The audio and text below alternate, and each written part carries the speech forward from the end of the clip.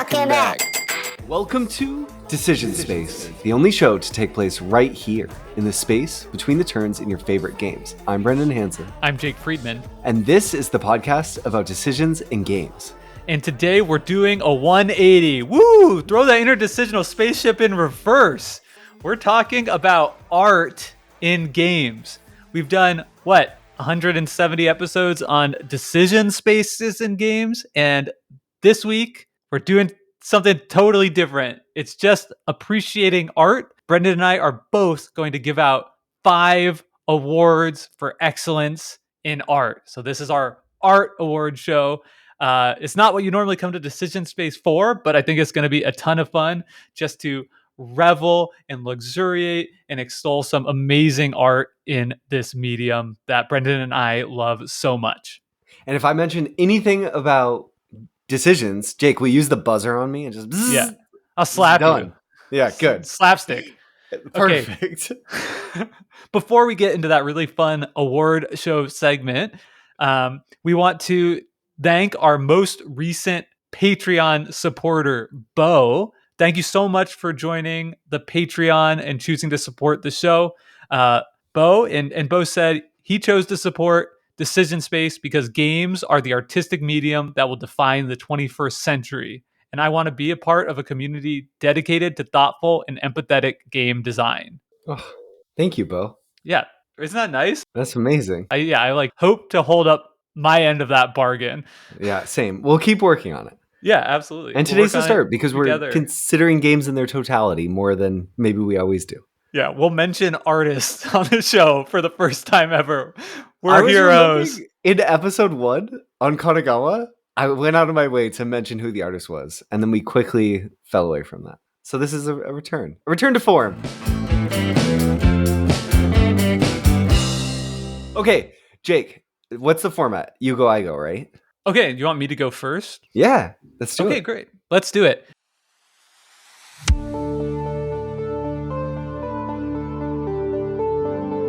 My first award is the Cones of Dunshire Award. So this award goes to the game that most evokes that classic scene from Parks and Recreation where they're playing Cones of Dunshire, a game that has bright, colorful wooden components. It looks like total chaos from anybody who's not deeply embedded within the board game hobby like we are. But to those of us who are, fellow super board game nerds, you would look at this game, the Cones of Dunshire Award winner, and say, I see myself in that. I'm home here. And I'm going to give that award to Age of Innovation by the artists Alvaro Calvo Escudero and Lucas Siegmund. Amazing. Okay, Jake, talk to me about the art of Age of Innovation and why. Why does it evoke Cones of Dunshire? Yeah.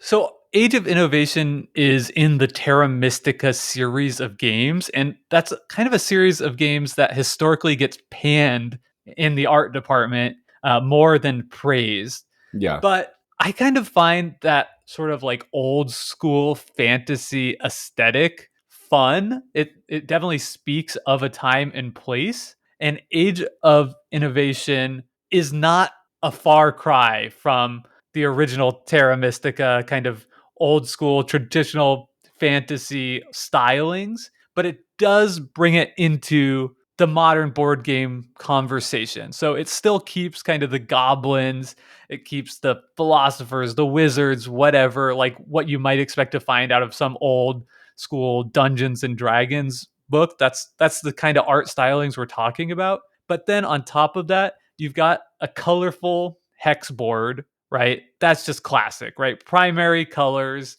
that kind of just, not too much specific detail, but you've got like plains, swamps, mountains, rivers, etc. That's your board. But then the piece de resistance, right? The thing that makes it the Cones of Dunshire Award winner is each player in the game gets their own personal supply of wooden blocks. And there's not just, one shape for houses, Brendan. We've got houses, we've got bigger houses, we've got large houses, and extra large, the castle itself. the Age of Innovation adds, I think, even an extra type of wooden block for schools, and then a university as well.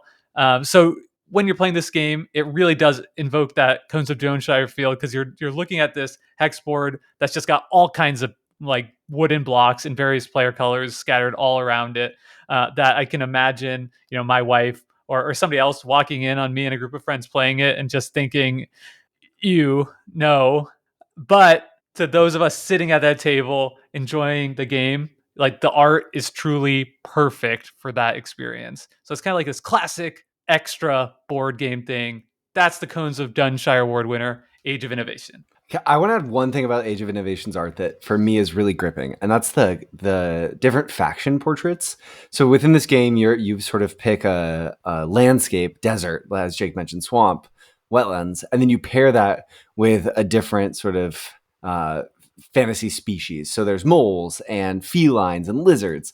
And for me, something, Jake, about that I really appreciate about the art of Age of Innovation is these species portraits, because they are so classic fantasy in their trappings, and they're earnest.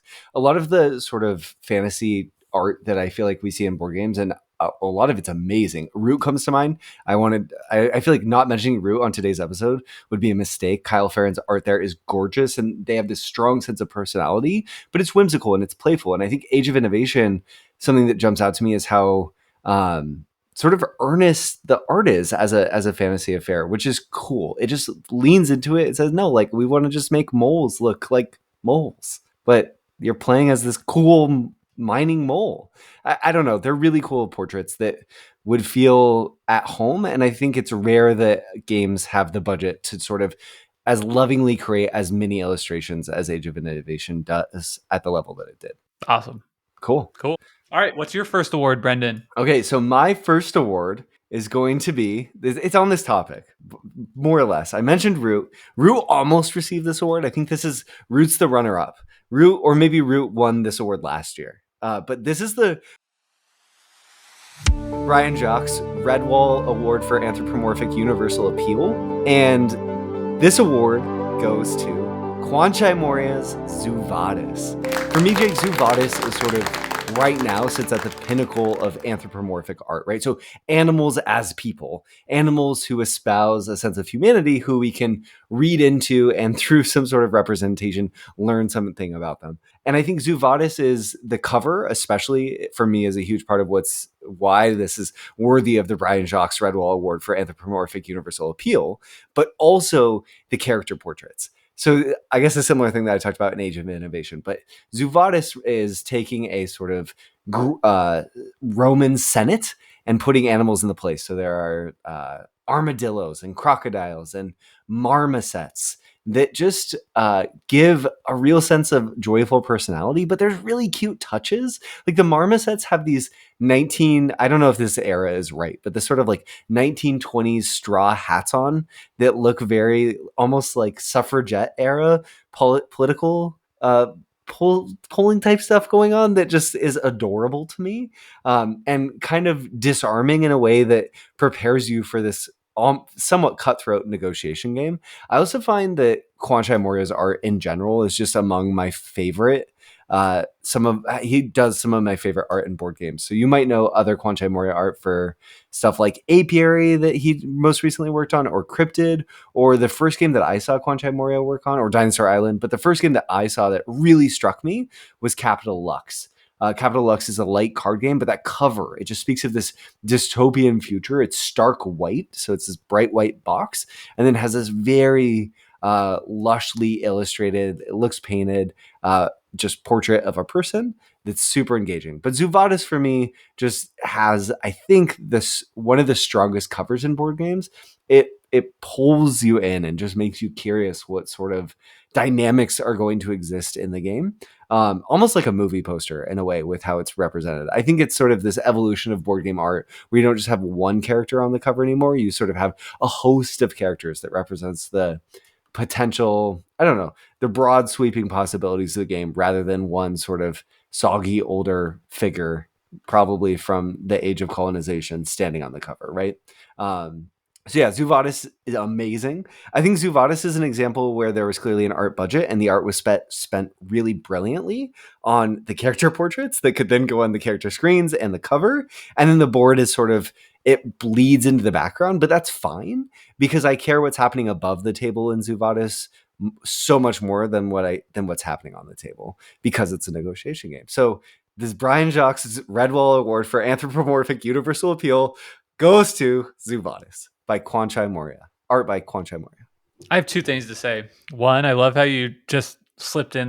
We've actually been giving out these awards every year, and this is just the first time we're like publicly releasing them. Yeah.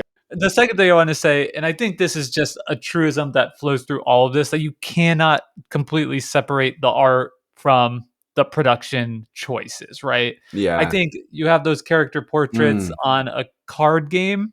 It doesn't, it's still great. You know, this is not bashing the incredible art at all in Zuvadis, but there's just something that is elevated when you have like these huge, chunky animal miniatures that, you know, sit on the board and then like evoke the portrait that you're looking at on your player Yeah. screen, right? And right in the cover of the game, kind of being so striking, telling that story too. Like all those choices together come together to elevate the art, or the art comes together to elevate the game and production in kind of this like beautiful virtuous cycle. Yeah. I'm so glad you mentioned the character pieces that you have because they really are simplified versions of the portrait because the colors are so much the same and you're staring at the player screen. Yeah. And your brain just does the Your thing brain where does it the just thing. sees it Oh, as that when it's not. It's a really simple little illustration, but it still looks great with like the screen printing on the meeple. yeah. Great stuff. Are we allowed Very to say deserving. meeple? Yeah. I know. No. Shut it down. More on that Awesome. in our Discord. Yeah. So I'm going to go to my next award, and I'm so excited to give out the Sell This Game in the Gift Shop of Your Modern Art Museum award next. And the winner of the 2024 award for Sell This Game in the Gift Shop of Your Modern Art Museum is Pueblo. And I'm talking, Pueblo is a game that came out originally in 2002 and has many different editions, many different artists. The specific one I'm thinking to is Silly Jelly's art for the version of Pueblo published by Mojito Games. So Silly Jelly, take a bow, the credited artist for this incredible looking design. The reason Pueblo wins this award is like I've never played a game so much where I feel like I'm just like watching the construction and deconstruction of a piece of modern art growing up on the table. It's going to be really difficult to describe the shape of the block that you get to use on this game, but think of a 2x2 or a 1x2 Lego and it's sitting there. And then you have another 1x2 Lego and it's standing on its end. So the tall way, and you put those together. That is the shape that you're working with in this game. And half of your shapes are your player color, and half of your shapes are the neutral white. So what you do on your turn is you place one block, and then around the outside of the board, you'll be marching this little bird figure, and the bird will look at the sculpture that it can see in its line of sight, and anybody whose player color it can see loses points equal to or gains points, and you're trying to score the least points. You gain points equal to how high up on the sculpture that you're building that player color is. So it's just like this really striking visual game, and then that is elevated by the fact that the whole mechanics of the game is literally looking at this thing that you've created from all types of different angles, including the top. When you place the bird into a corner space, you look from the top down at the sculpture you're building together to see whose pieces are revealed, colored pieces are revealed there. Beyond that, the art design of this game is excellent. The colors are these like kind of Southwest style. I don't know how to put it. Like I'm thinking of Southwestern United States, kind of burnt orange and turquoise, as opposed to the standard primary color look. yeah. And then that's what's represented in the art. Is sort of that culture of indigenous people to the United States, of sort of like the Southwest style art. It looks fantastic. It's elevated even more by this circular scoring track that goes around the outside of the board. That's like absolutely horrible for like a utilitarian purpose, but it, like everything adds to the look of this game.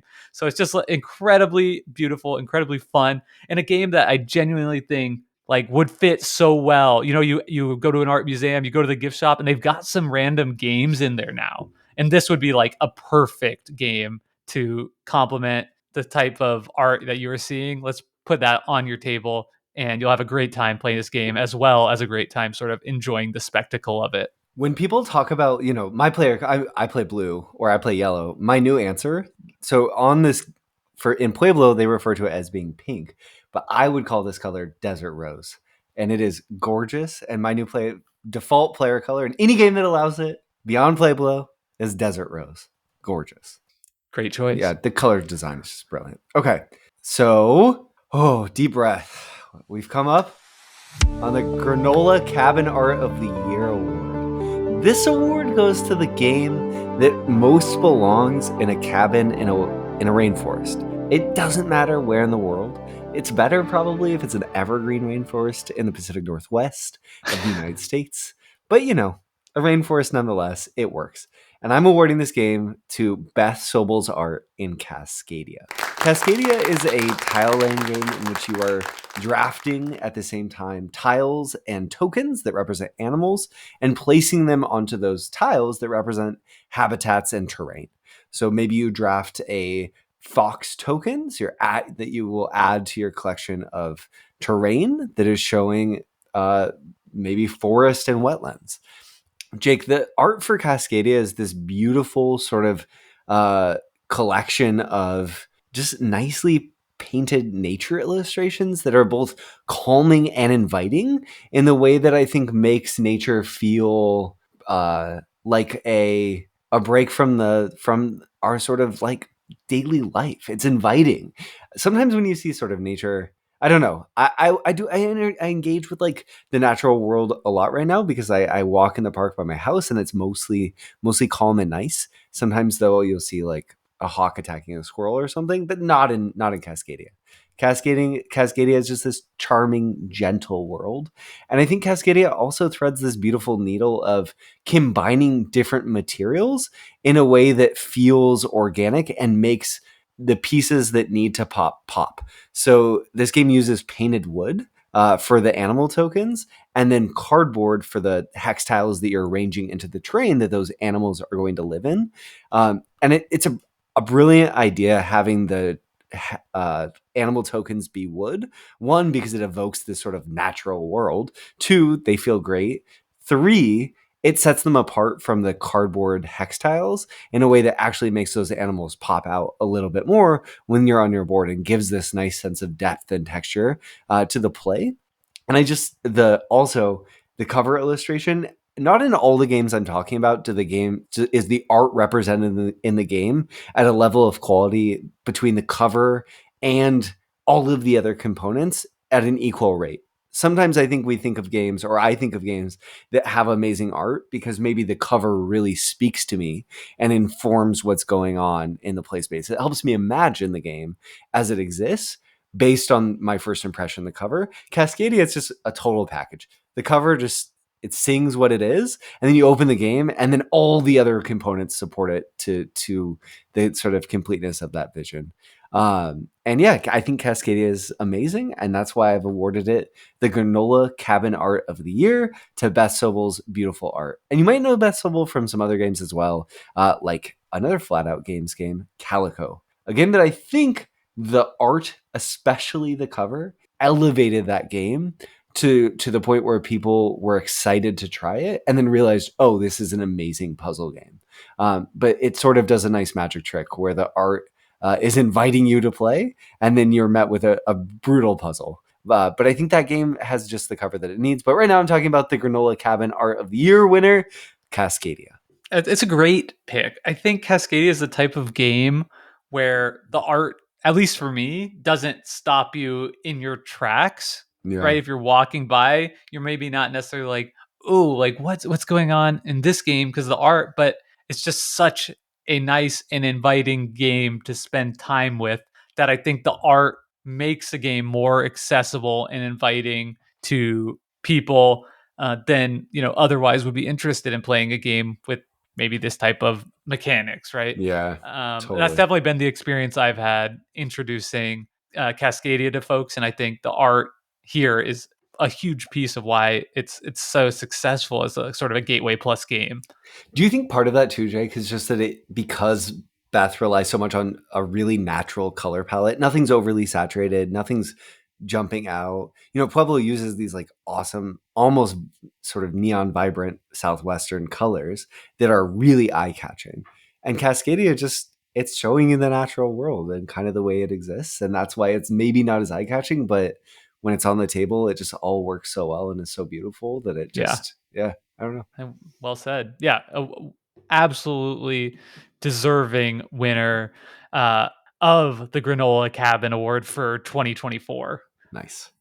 I'm gonna go to my next game and or I should say my next award. So Brendan, this award is a big one, and it's not an award I give out lightly. Yep. It's when I say the name of this award, you're gonna say, wow, that's a lot of pressure because this is the Pixar Imagination Award. So Wow. this is the game that evokes and inspires kind of a Pixar sense of imagination, of fun, of going to another world, another place for a time. And I'm going to give this award to a game I only played recently, a newer game, and that is artist Miguel Coimbra's Federation. Federation might be a game unfamiliar to some of you, even though the Decision Space podcast typically is going to older and more established games for most of our discussion.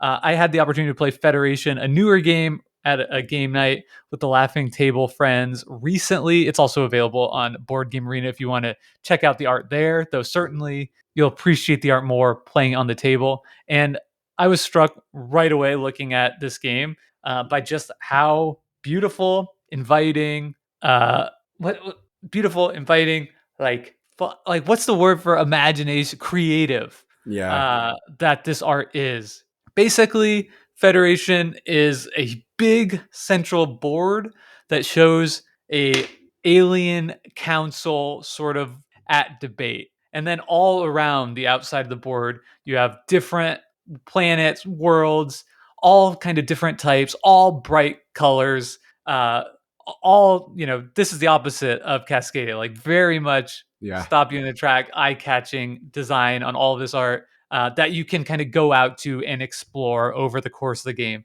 I love that the different worlds you're going to have kind of a different feel to them. There's a green world that's like kind of like the machine planet, a yellow world that's just a giant sun, a blue world that's like a bunch of smaller kind of like concentric spiral of planets. And the way that they've laid out the board to to hold just an absolute metric ton of information and still present this like beautiful, creative, and totally evocative scene of what this place must be like to experience that you're going to experience over the course of the game, I think is a absolute masterpiece and a huge achievement in board game art. I think we'd play so many of these like old kind of dustier games which have just like incredible mechanics. But when you're playing the old school version of Tikal, the old school version of El Grande, and stuff like that, you maybe lose sight of the fact that like in a lot of the newer high production games that are coming out now, the art is really freaking awesome, and this is an excellent case point for that. Nice. Awesome. Miguel Coimbra, also the artist on games like Seven Wonders and Seven Wonders Duel. And I think his art, the color design of it is just really like it sticks in your brain. Seven Wonders, I feel like, is one of those games where if you took a sampling of the colors and created a seven color palette and just put those seven colors up, you could guess that it was Seven Wonders. I've played it more than 500 times.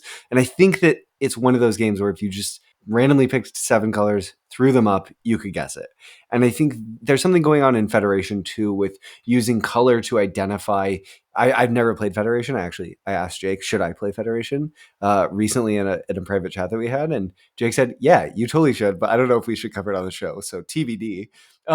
But I think Federation also has a similar thing going on where color is being used really incisively to help make the play experience easier. I can't speak for Federation because I haven't played it yet, but that's certainly the case in some of the other games that Miguel Coimbra has done art for, like Seven Wonders and Seven Wonders. It's so interesting because I think the distinction in the art is really stark in that in Seven Wonders Duel, the art is presenting like the real world and Yeah. things. Yeah. And I just put a picture of this game in our notes, right? If you want to take a look at it. And Yeah. here it's just pure like imagination land. There's Yeah. not just the board and the planets, but there's also like little characters and spaceships and just all kinds of different stuff that makes you feel like you're kind of in like the world of like an Inside Out in space. Yes. I was just gonna say the color palette here so much evokes Inside Out from Pixar. Yeah, totally. Yeah. That's why I thought of it, because of that. Yeah. And I just saw Inside Out too, which was fun. So anyway, that is the Pixar Imagination Award. It goes to Miguel Coimbra for Federation. Beautiful. Okay, I'm going to keep us in space. And Jake, the next award that we are giving on the show this year is the annual Red Giant Pulp Sci-Fi Masterpiece Award. And this game has had this award a long time coming because it is a game with art by Georges Bouchalagam and Kiernan Yanner. Oh, I'm so sorry. And that game is Quantum. So Quantum is a sci-fi dice-driven combat 4X adjacent game in which players are playing to establish dominance on a series of planets laid out on the board by knocking each other down and advancing their unique blend, their side's sort of access to technology and maybe the identity of whomever you're playing as. But Quantum for me has one of the most beautiful and perfect covers of a board game I've ever seen. And I say this because I think Quantum's board game cover does so much work in terms of creating a world for the game to exist in and equipping the player with just enough footholds to then do the rest of the work. Right? You can look at this cover and just sort of say, oh, right, this is a pulpy sci-fi game of space combat. I know where we're existing. I get the genre. I'll be in that headspace to play. And then we talked about this in our episode when we covered Quantum in a deep dive earlier this year on the show.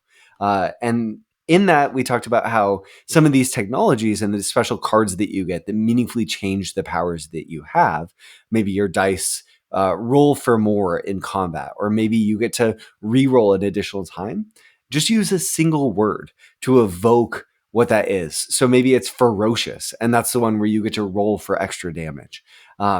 Just between the cover and those words, all of a sudden, for me, when playing Quantum, whole narratives play out in how I'm imagining the dynamics of what's going on. And I think there's a real sense of drama to the art. There's characters who I want to know more about their stories.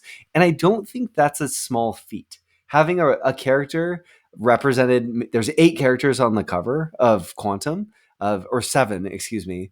And I want to know more about almost all of them. They're cool. They have distinguishing elements, and I'm curious about what's going on in the scene depicted. And I think that takes a lot, right? The guy with the goggles with a scowl, what's his deal? Is he like Han Solo? Like, why is he? Who is he? What has he done? What's going on here? There's this like sort of stalwart commanderish looking person, this spaceman looking up that kind of evokes a higher calling. And this woman figure standing in the front who's like pointing angrily. It just does a lot to evoke a story that doesn't exist, but sort of insinuates stories will be told. And I think that's a fine line to walk, sort of representing the potential for stories to play out without there actually being a story told at all. And a cool thing that a board game cover needs to do that a movie poster or a book cover doesn't and can't because they tell an actual story. So you can just evoke the feeling of those things. Whereas in a board game, that's not exactly what's happening. You're trying to capture a feeling and a sentiment and a promise, but you can't actually show really what's happening usually. It's not enough, or it's besides the point. And I think Quantum sets the scene perfectly, and that's why it's the Red Giant Pulp Sci-Fi Masterpiece Award winner this year.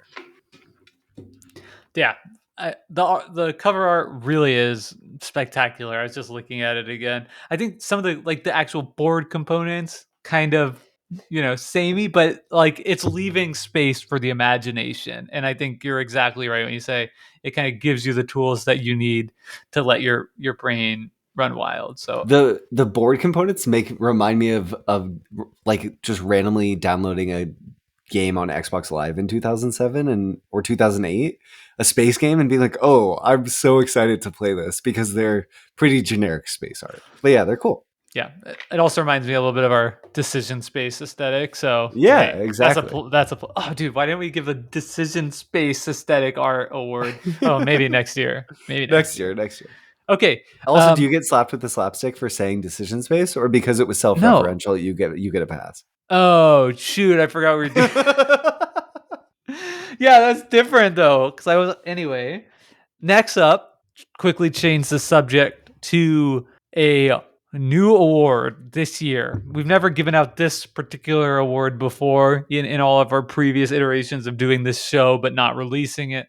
And that is the Avant-Garde Art Award. So the award for excellence in avant-garde art is going to go to Takako Takare in Photograph. So Photograph is, I'm taking a page out of friend of the show Paul Solomon's book, and I've actually got my copy of the game here that I can kind of show off as I'm talking about it. It has a very distinctive distinctive style of art, and I think that in and of itself is one of the reasons why I think it's a good pick for the Avant-Garde Art Award. In that when you see Takako Takare's style, you know who the artist is immediately, because it doesn't look like anything else that exists in board game art. There's a lot of great board game artists that have recognizable styles and do great work in designing art, but somehow those maybe they change up their style a lot from game to game, or it's kind of close to what some other people are doing in board games. And quite frankly, when I look at the art in Photograph, here I'll show some of it. There's just nothing else in board games that I've seen that comes close to kind of this like beautiful, simplistic style that looks like it's come out of like kind of just to throw out some more art sounding terms, like kind of like an art noir movie or something like that. It's just so distilled, so interesting, very, very minimalist. But as you were saying before, like each individual piece has enough details that you want to look at it and want to know kind of like the deeper story about what's going on. And I think that this game in particular, without this distinctive art style, is still a fun and clever game, but it is not elevated to the same stature that Photograph, or also called Wind the Film, enjoys today. I think so much of that is just like a credit to this distinctive art, and I think that's something very cool and something that I hope we see more and more in board games, and not less and less as we move forward of games coming out that look like no other game before, look nothing like the other games coming out, which I feel like too often today, a lot of games are kind of referencing the same source material, referencing the same type of thing that's been successful in the hobby before. So I think this is a well-deserved award given to the game doing something completely different and yet still beautiful, still exceeding expectations, and still creating a better game, elevating the game itself thanks to the unbelievably great art. Taiko Takare's photograph. Yeah. Takarai's art is so distinctive that I could tell you, Jake, without even looking it up on Board Game Arena, right? That they did the first edition of Coffee Roasters. That's the first time I interacted with their art. And it almost when I first saw that art, maybe oh gosh, close to 10 years ago, not quite. I remember it almost being off-putting in its simplicity, but then it's so charming. And Photograph especially has this really cool thing where Photograph has different colors represented within the game, but every card represents an actual negative exposure of a picture that someone took, an actual photograph. And I think that these illustrations are accomplish something really amazing where they thread the needle of being hyper simple, like Jake mentioned, but also interesting and engaging. A lot of them are playing with depth of field with just a few objects. So there's this like nice illustration on one of the blue cards of an elderly woman looking out the window at some balloons floating away. It's the kind of thing that is so simple. There's only 3 things happening in the whole picture, but it sticks with you and it sticks out. It's a really, yeah, totally. Without question. A Yeah. lot of these other, great art we're talking about, I wouldn't necessarily say the same thing Yeah. about. Yeah. Like, I talked about Federation. Like that is an incredibly cool game look, very creative, very unique. But it's also just such a specific thing that like an alien planet is not going to fit in everybody's home or even Yeah. most people's homes. But something like like this, it's maybe this is speaking more to my aesthetic than some universal truth. But it just feels like it has the calming presence that if you had a large print of almost any of these, they would do great in that setting. Like you could see, like I could see something like this being on a wall, in it Yeah. hung in a museum, something like that, more so than a lot of other, in, also fantastic art that also requires immensely talented artists to create.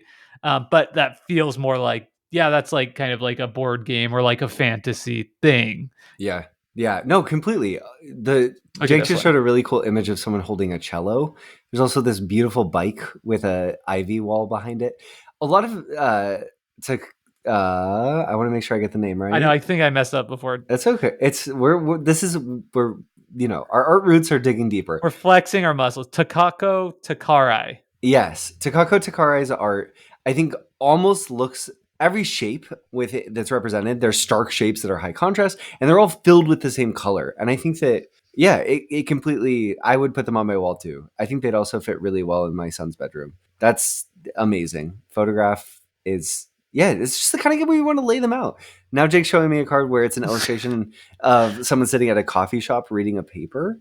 And just really, yeah, stark use of colors that are simple but engaging. So, Totally. Jake, that's the Avant-Garde Award. Yeah, the Okay. Excellence in Avant-Garde Art Award. Okay, so the next award that I'm going to award, this one's, I'm going to admit, a little wordy. This is a hyphenated phrase. This is the I wish my grandparents had this game in their collection when I was growing up award. And it is Renature.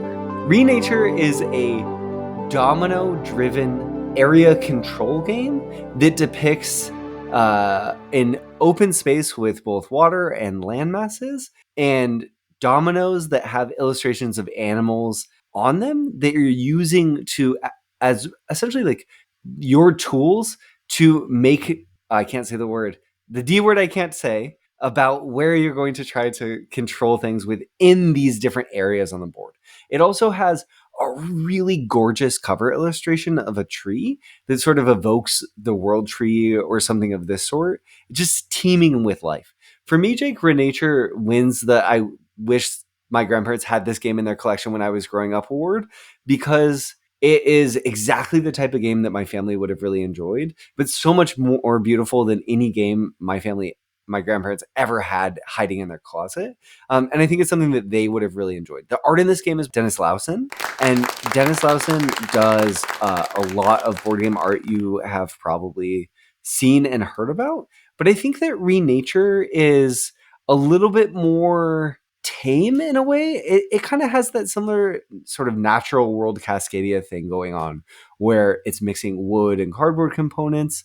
But for me, it's a game that stands on its own. Dennis has done art for games like Ark Nova, The Quacks of Quedlinburg, A Feast for Odin, Fields of Arl, Terra Mystica, Gaia Project. So Dennis is a very sort of long-standing, celebrated classic Euro game designer. And it's no surprise that Renature, I think that whoever was making the art decisions went with Dennis because he's a good fit for the game that Renature is. But for me, Renature pushes the sort of art that he's representing sort of beyond. And the illustrations, even on the dominoes of the different animals, really charming. I guess, Jake, I just have a thing for natural world art in board games.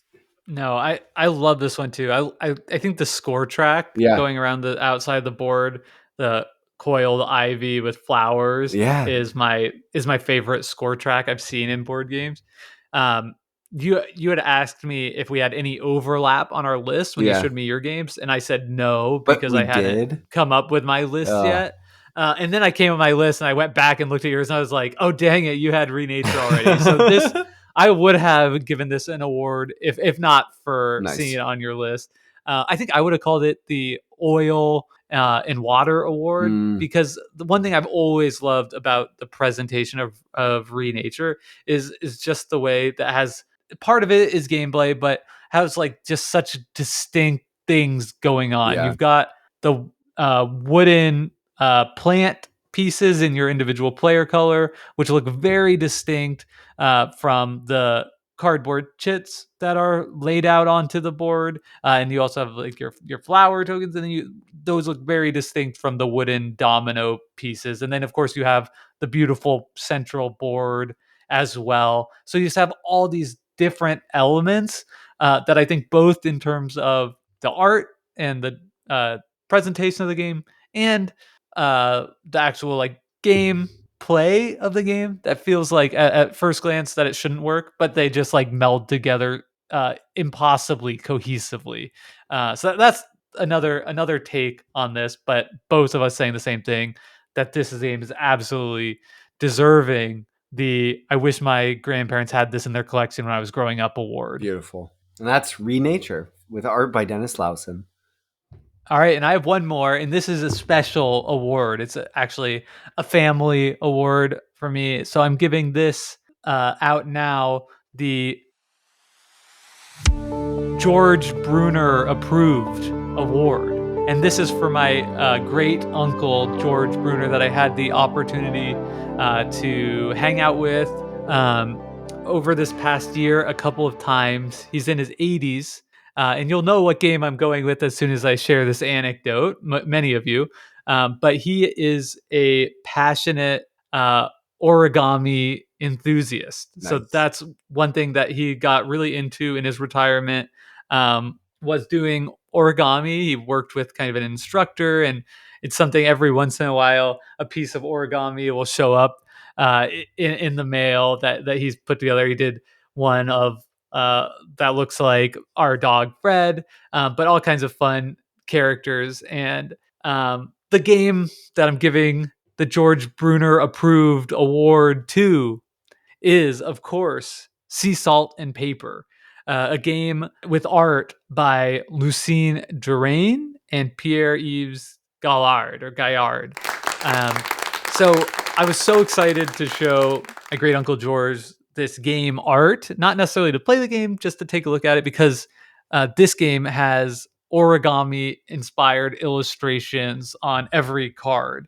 And I've got it here as well. So each card depicts just an absolutely stunning and using an artistic technique that I personally have never seen in board games before, which is origami sculptures. Now, I think I could be wrong about this that these aren't actual photographs of origami, but illustrations that look as if they're photographs of origami, and I could be wrong about that. But it's I think the game has been or the art has been put together based on actual sculptures and origami designs that somebody has or could make.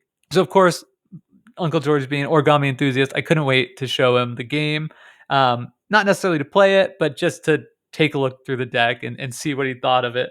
And so I handed it to him, and he started looking through it, and he was, apparent immediately delighted by the art, and looked through it and thought it was really cool. And that was kind of the end of the interaction. But then the next day I came down to breakfast, and George was sitting on the couch flicking through the deck of cards, looking at the art again. And I thought that was just really touching, that, he liked it so much. And I think that the art is, I love it too. I think it's great. But I think also just that, like, using this distinct style could bring in an entirely new audience into the game that's not even interested in the game. Though I think, if given the chance, Uncle George might like the game too. But just by virtue of being interested in the art style alone, I think that's amazing. And to me, that demonstrates, like, the need for, again, more different type of things. There's so much incredibly cool art, styles, cultures that do art totally differently than we typically see in games. And I think this is just like a wonderful case study for that. I think the art by Lucien Durain and Pierre-Yves Gaillard in Sea Salt and Paper is wonderful, has received a lot of praise, and deserves every bit of it, and is absolutely deserving of the honor of the first ever George Brunner approved award in art. Beautiful. I can confirm, Jake, that this is real origami because both of these artists are origami artists. So this is Okay. 100% real origami. So they must be like, but photographed. They're stylized though. So For maybe sure. they're in a set, or like it Yeah. has been photographed, Yes. and then has been treated somehow. Yeah. Beyond. digitally. Yeah, for sure. But yeah, Sea Salt and Paper is brilliant. It's a game that I think has succeeded because of incredible marketing, and it's a good game on top of it, right? It just, it's so I think pleasant to have I fun. love the game, and I think if it didn't have this art style, that I wouldn't be interested in. Yeah. Like, it takes it from no interest to love. Yeah, that totally. And that's the power of good art. Okay, Jake, I'm so torn between my next two games, but I think because I really want to talk about the artist of this next game, I'm going to go with this game. And I'm going to mention my honorable mention quickly at the end.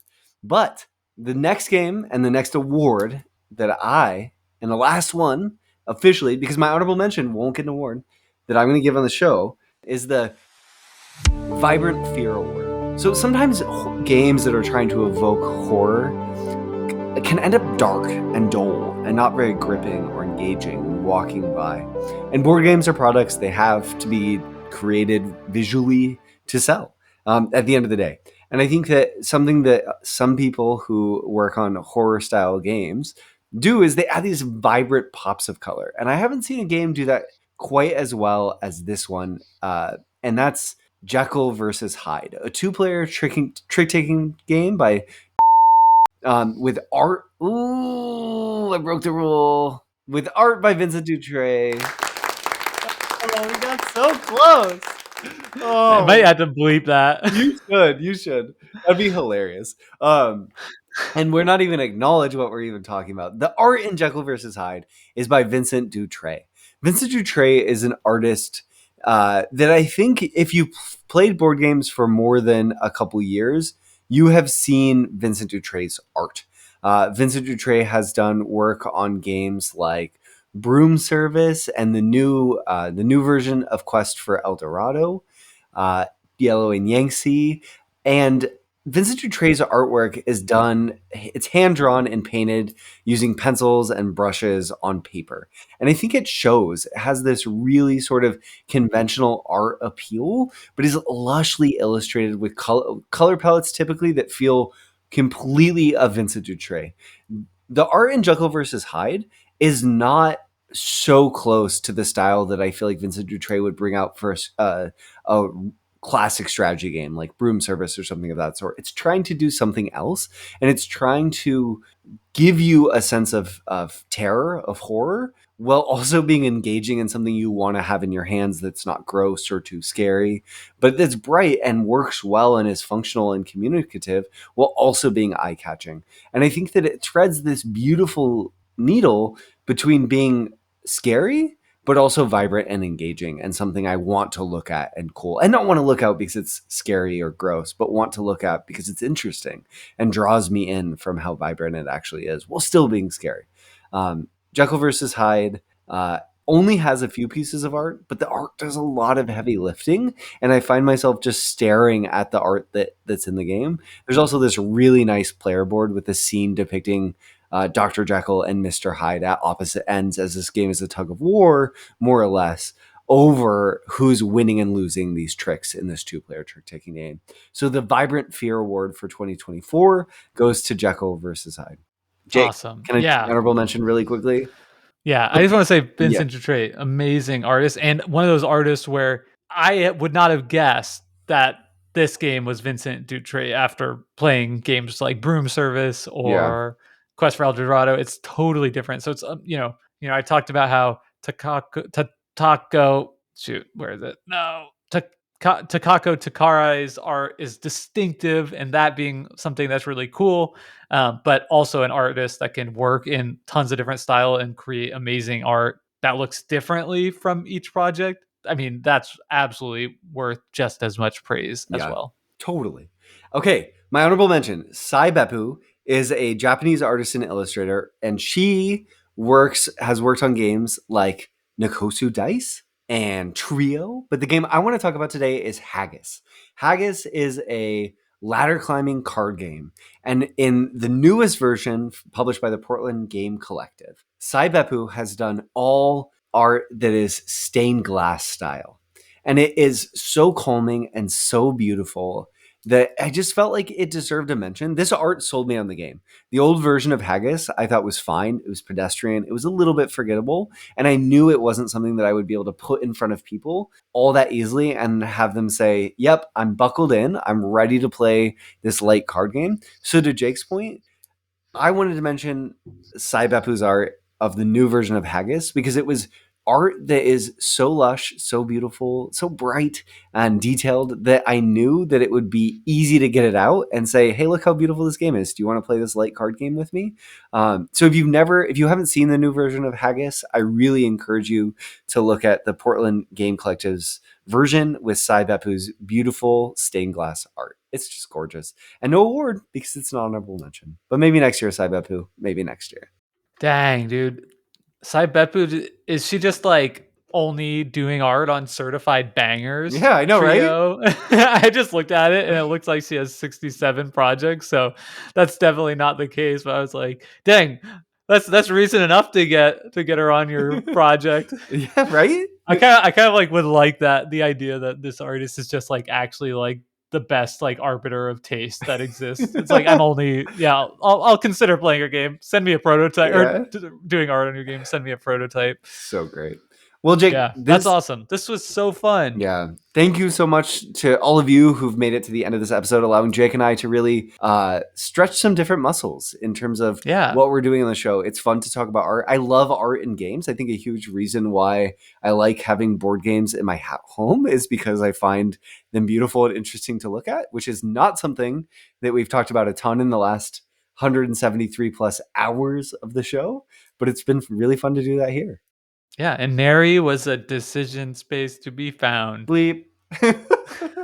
Bye, y'all. Bye, y'all. Oh, wait, we should thank Henry for our intro and outro song, Reach Out. And if you want to support our Patreon, like Bo did, please do. We'll have a link to that in the description of this podcast, or you can find that at patreon.com/decisionspace or decisionspacepodcast.com/Patreon. Where there's also a link to our Discord where you can tell us what your favorite game art of all time is. Give your own award in art. I want to hear all the awards in art that people can come up with. That would be so fun. Looking forward to that discussion now. All right, bye y'all. Bye.